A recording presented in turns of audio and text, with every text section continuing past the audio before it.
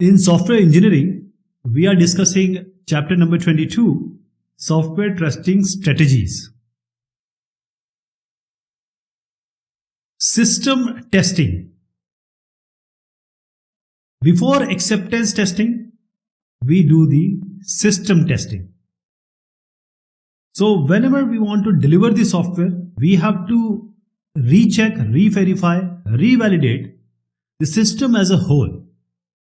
We are not talking about a software. Software may be working with certain other subsystems. It can be hardware. It can be people. It can be information coming from different interfaces, from different hardware, from different network interfaces or database interfaces. So software is ultimately incorporated with all these systems. And then we apply a series of system integration and validation test. Again we do it, integration validation test, we do it on a whole system. This is called the system testing because it involves recovery testing, security testing, stress testing, performance testing. So whenever we do certain testing, especially the system testing, there is a problem of finger pointing. That is, everyone blames on one another. That is, developers of different subsystems or system elements, they may blame each other for the problem or the error. They say, oh, I have made a very good system. The problem is in that system. So rather than indulging in this finger pointing, why not to anticipate, why not to plan, why not to test the potential interfacing problems? Because when though two or multiple systems, subsystem combine, the main problem is because of the interfaces. For example, you are making a software and you are having a serial input or a parallel input or even a TCP/IP connection. Now, whenever you are interacting with a system which is different from what you have or what you have built, there may be some potential interfacing errors problem. Okay. So there are certain things we need to understand while we are doing the system testing or while we are planning for it. The design error handling paths that test all information coming from other elements of the system. What do? We make a software by designing for the software. We are not designing it for the whole system. So we need to be very careful and very diligent when we are actually designing, and also the requirement specification. So these two should have the interface issues. Okay. Tests that simulate potential errors at the software interface. Most of the time the problems are at the interface. So there has to be some tests that will actually emulate or simulate the potential errors that may be because of the system interfacing. And then we have to record all the result of these tests, because if finger pointing is there has to be something to be presented as an evidence. And then we all need to participate, all the system element, all the system subsystem people and the stakeholders involved. We need to participate in planning and design of the system test in order to ensure that software, not only the software, but the system is adequately tested. So in system testing, major we have recovery testing, security testing, stress testing, then we have the sensitivity testing, then load testing is also there, performance testing is also there.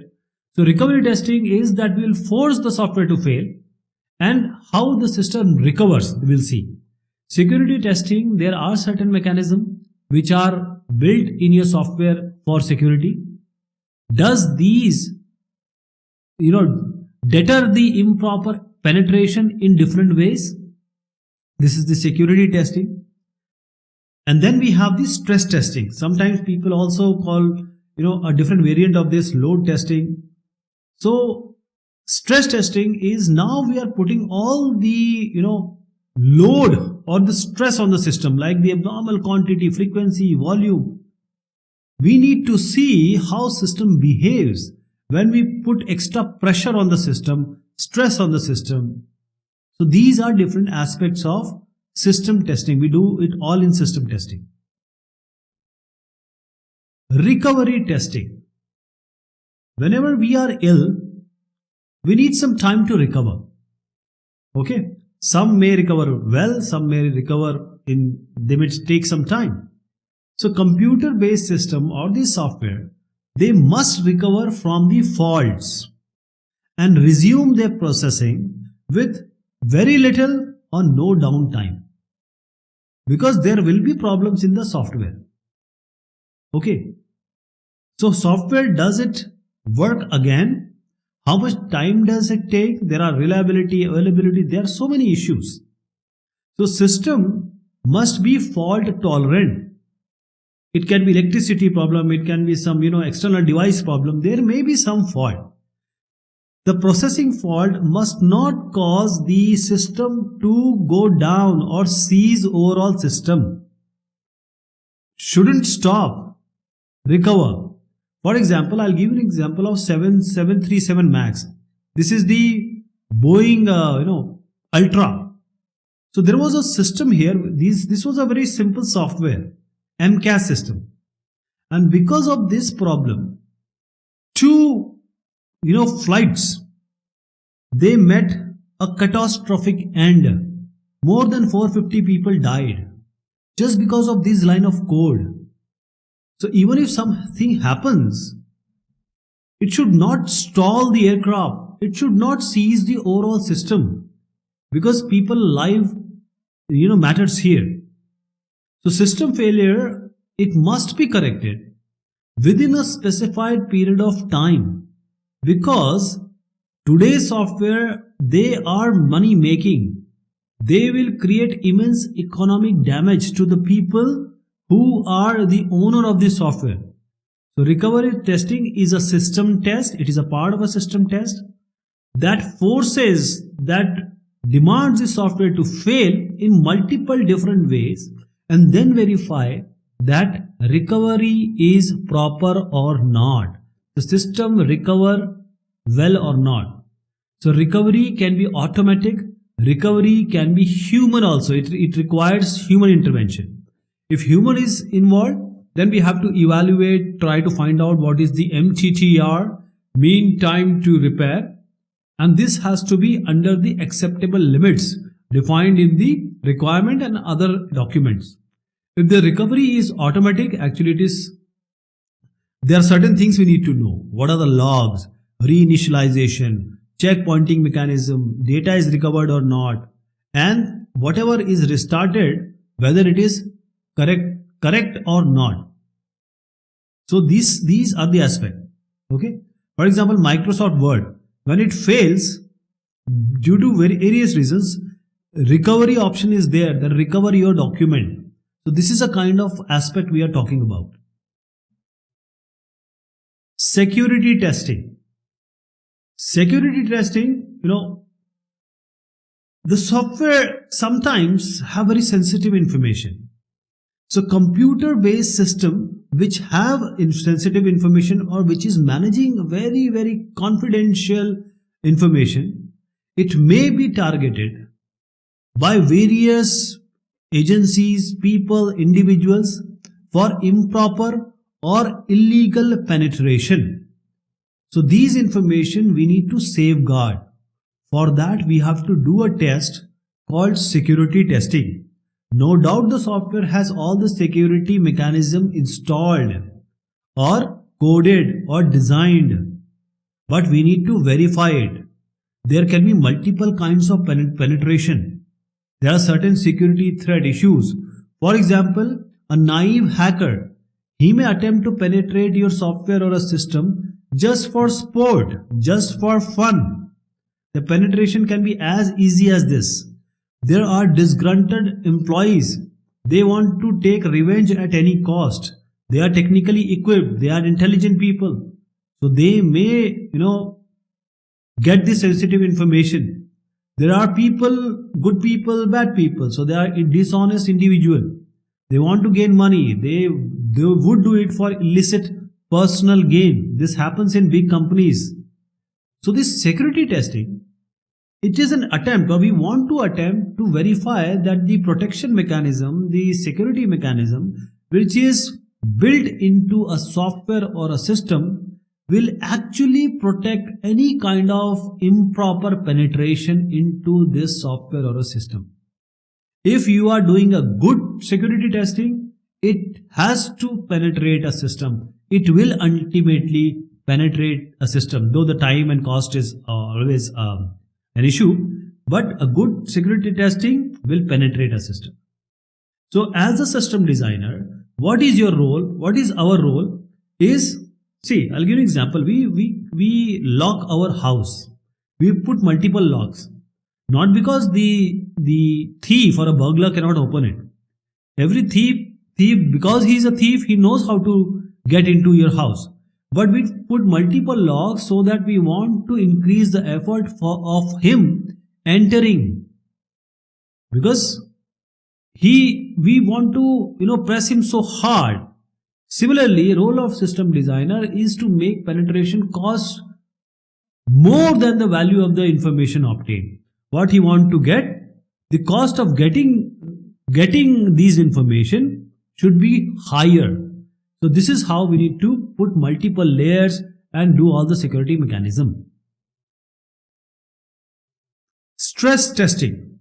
So stress testing determines the stability of a system, testing it beyond normal operation capacity. Stress testing is all about what the system is going to behave, work in actual scenario. Because when we are developing, we are just developing. We are not aware how it is going to pan out when it is actually in the field. So stress tests are designed to confront programs or situations or the software with abnormal situation, abnormal capacity, abnormal pressure. How high can we crank this up before it fails? We want to fail the system, and that breaking or threshold points we need to know. Essentially, the tester wants or attempts to break the program. So we have stress testing, and here we execute the demanding resource in abnormal quantity, frequency or volume. There can be multiple other aspects also. So for example, if it is there is a size issue, there is a memory issue, there is a battery issue, we would like to make it work more, stress more. I'll give an example. Test cases are designed, for example, we have hardware interrupts like trap, etc. If the software is designed for say 1 or 2 at the average rate getting the interrupt, we would like to give 10 interrupts, 100 interrupts, maybe 1000 interrupts. The input rates, this may be also increased just to find out how input function would respond. For example, Mbps, we will try to give it in Gbps. The memory, the memory is always an issue. So maximum memory and other resources, computing resources, we execute it. And in operating system environment, there is always a concept of thrashing. The processor is doing the input-output activity rather than doing the actual execution work.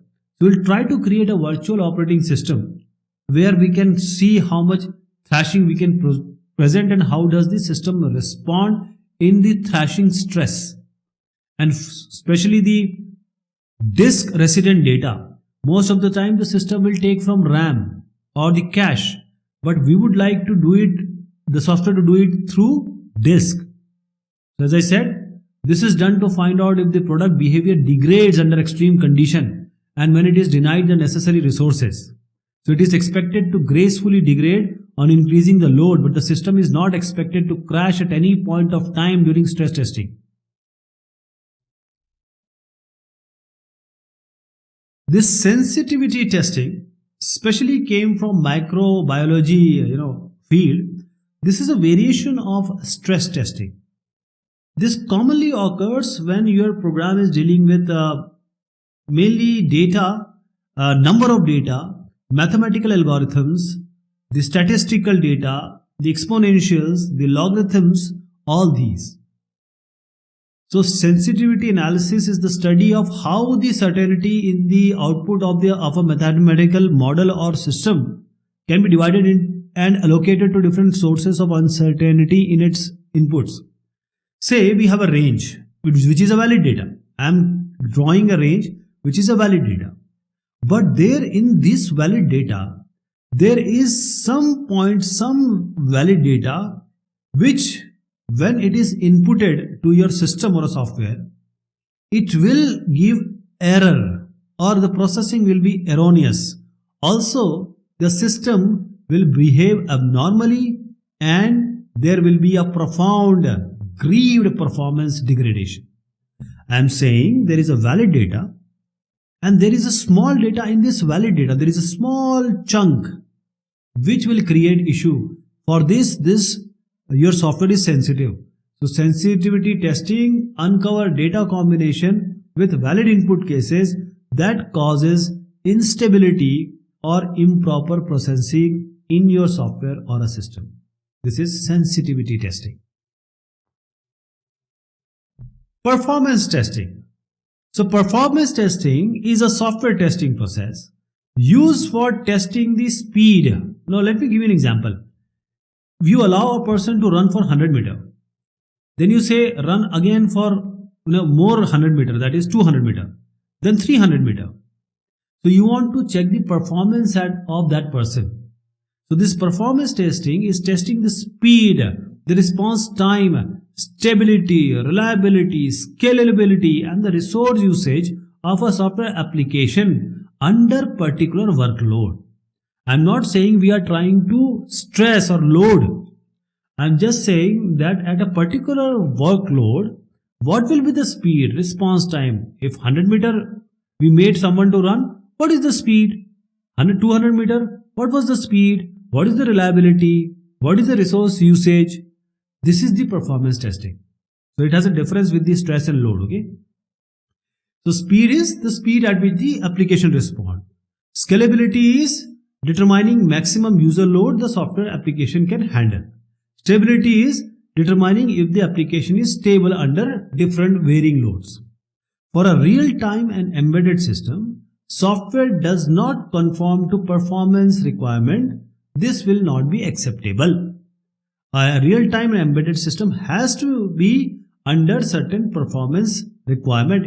We will accept software only when it fulfills this performance testing. For example, 50 second 100 meters someone is running. If it is running in 100 seconds, we will not be able to accept it. Even for 51, we will not be able to accept it.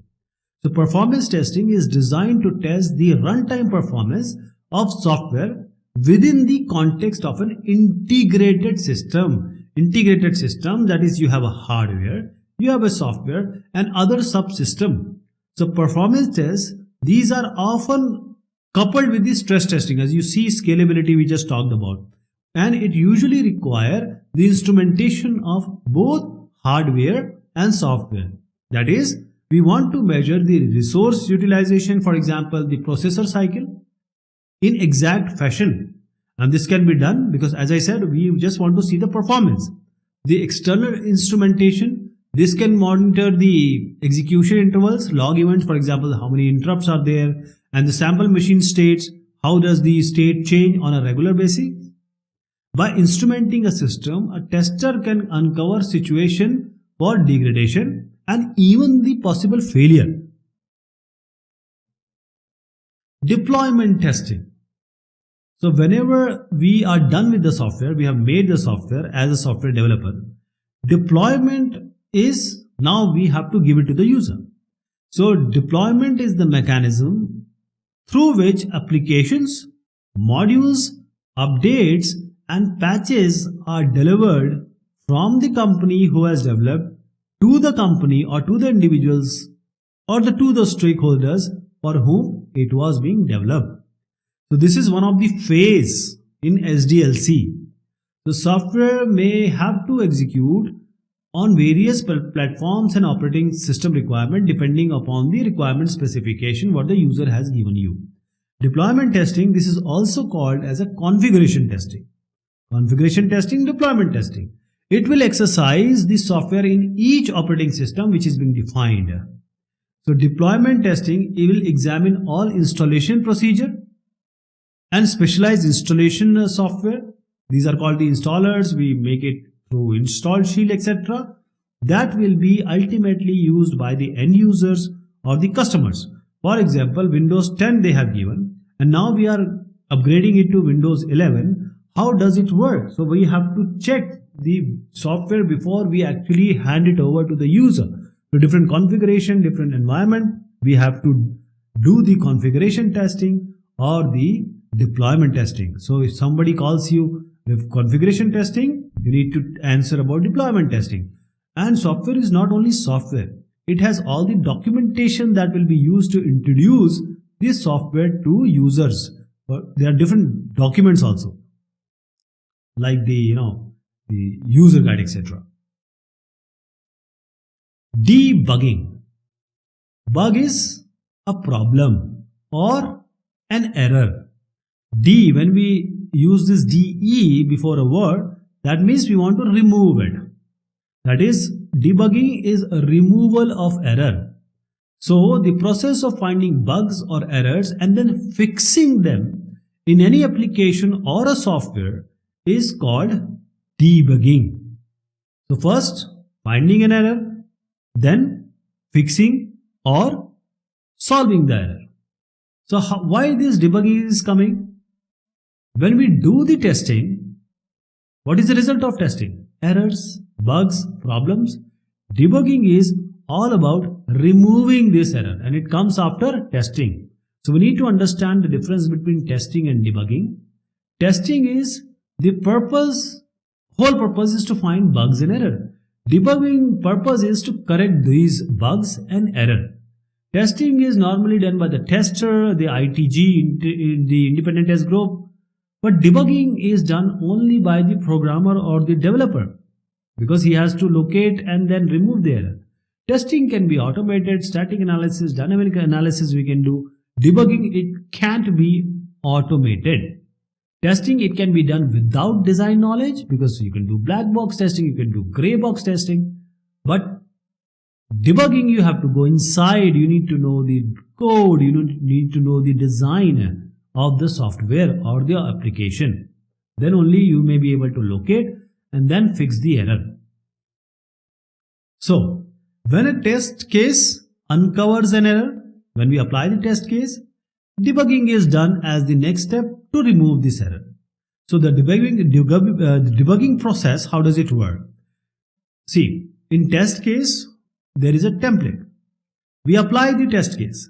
So debugging process begins with the execution of this test case. And the result in the test case, what do we write?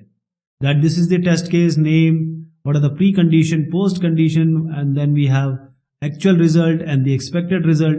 All this will be there. And the exception handling. So the expected result and actual performance and the result, if they are not corresponding, then debugging will attempt to match the symptom with the cause.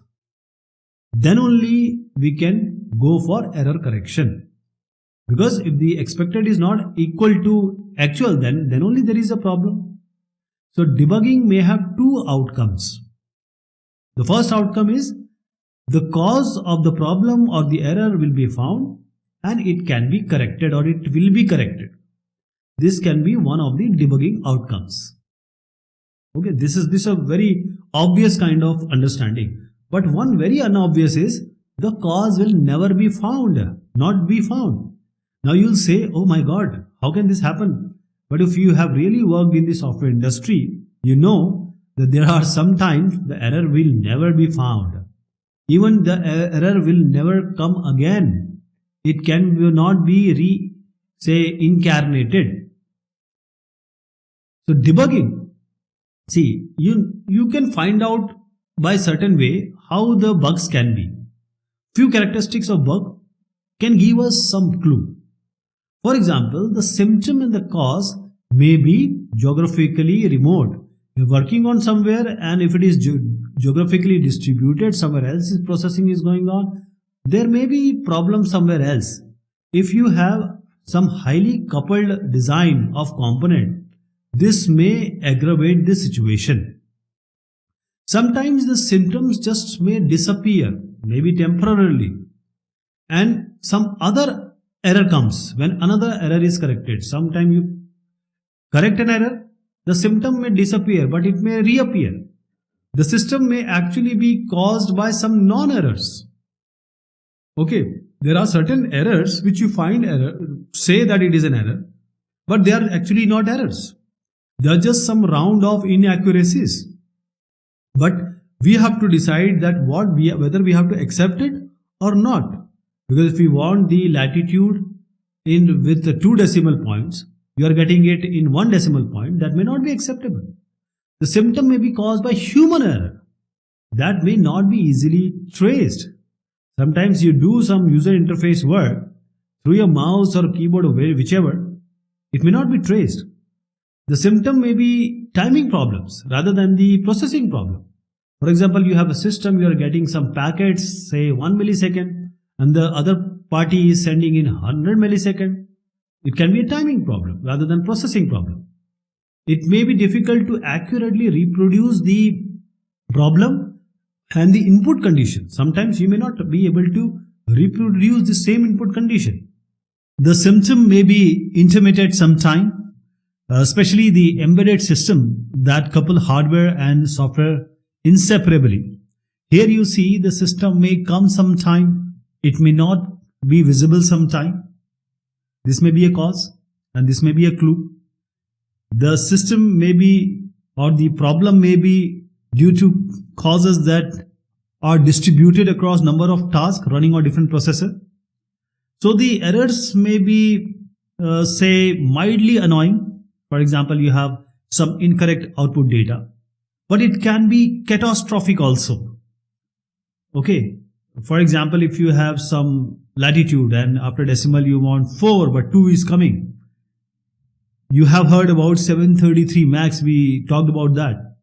So 450 plus people died just because of MCAS system. It was a software code. So the nozzle, it will push the nozzle or the nose of the aircraft down, and without and it just gives 10 seconds for the aircraft pilot to respond. So this can be catastrophic also. So pressure sometimes, it forces developer to fix one error and it may introduce few more because the timeline, the budget is so stiff. Sometimes the developer are forced that please do it in this time. And because of the time limit, the developers, they want to fix one, but there may be some more bugs that can be introduced. So here, this is the situation of debugging. So there are certain strategies for debugging. What is the objective of debugging? Because all starts with testing. Testing uncovers errors. So first we have to locate the error and then we have to fix the error. So the objective is to find and correct the cause of the software error or defect. So this objective, how do we achieve? Sometimes we systematically evaluate it. Sometimes some experienced, debuggers, they know where it is. Sometimes it is luck also. So in order to, take all these into account, there are 3 debugging strategies which are adopted in order to find and get this objective. The first is the brute force, then we have the backtracking, and then the cause elimination. So these are the debugging tactics. Brute force. So the most common and least efficient debugging method. Brute force is like, a brooming. So this is the mostly used by everyone, but least efficient. And this brute force is applied when all other way of locating and fixing the error is not achieved. So here we adopt the philosophy that let the computer or the system find the error. So here we do everything.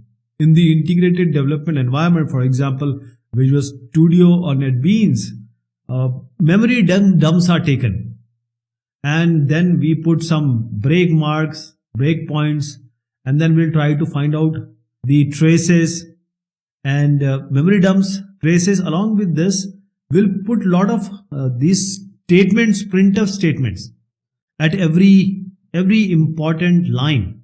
What are the result? So the memory dumps, runtime traces, and the program will be loaded with the output statements, especially the print statements. So this is how they let the computer find the error philosophy work. It may ultimately lead to success, but the effort and time will be too much. Backtracking. So this backtracking is when you are talking about a small program. Backtracking is a successful way of debugging, fairly common also. If I'll relate it with Corona, whenever some person is positive, to whom he or she has met, it is backtracked. So the cause from where this has originated in that country or region, this is found. This is the way. Same here, beginning at the site where a symptom has been uncovered, the source code is traced backward. It is done manually until the case is found. And as I am saying, it is for small programs. As the number of source line will increase, the number of potential backward paths, they will be large, actually unmanageably large. Coming to the cause elimination. So cause elimination is manifested by the induction or deduction with binary partitioning. So what we do here is, we based upon our experience, etc. For example, if file transfer we are doing and the file is received but the size is less, 1 KB is sent, is slightly less than that. So what may be the error? So there will be some hypothesis we'll make, some cause hypothesis. It may be a connection problem, it may be some data size problem, it may be the packet size problem. There are so many things. It may be done by TCP rather than UDP, etc. So, and vice versa. So then we try to eliminate. Oh no, this is not the problem. This may be the problem. Then finally, when we eliminate all others, the final hypothesis, we keep it. Okay. So the possible causes, all these are kept, and one by one they are eliminated. If the initial test indicate that particular hypothesis is showing promise, then this is how the data are defined in attempt to isolate the bug. Automated debugging. Debugging, normally a user or a developer or say a programmer has to go to the code, locate, and then find out the bug and then to fix it. In the integrated development environment, sometimes we have certain tools with the IDEs giving or some other help like the rational tools, like the understand tool, like the LDRA tools. So they are not automated, but they are semi-automated. So debugging tools, they provide semi-automated support. For example, the IDEs, they capture the language specific predetermined error. For example, if you don't put the semicolon, the error will be there. Some variable you have used without say defining it, then it will give you an error. So this is the semi-automated support. Debugging compilers, dynamic debugging aids like the tracers, automatic test case generators, and the cross-reference mapping tools, these are all available as a part of automated debugging. But ultimately the developer or the programmer has to debug, and these are just the support, and this can help immensely in order to locate and fix the error. So in order to correct the error, once the error is being found or the bug is found, it must be corrected. So Van Vleck, he suggested 3 simple questions that you should ask yourself before the correction that will remove the cause of the problem or the bug. So the first is the cause of the bug reproduced in another part of the program? That is, there can be different parts. because they are sub-elements, sub-programs. So is the cause of the bug is somewhere else? In many switch situations, a program defect is caused by some problem or erroneous pattern of logic that may be reproduced elsewhere. The second question will be, what next bug might be introduced by the fix or the solution I am about to make? Because before the correction is made, the source code should be evaluated in order to assess the coupling of logic and data structure. If the coupling is more, then it may give you more errors if you try to fix one. What could we have done to prevent this bug in the first place? So if you correct the process as well as the product, the bug will be removed from the current program and may be eliminated from the future programs also. For example, the clean room strategy, the statistical software quality assurance. So these are certain questions you should ask before you correct the errors. Okay, this is all about this topic. Thank you so much. Take care of yourself.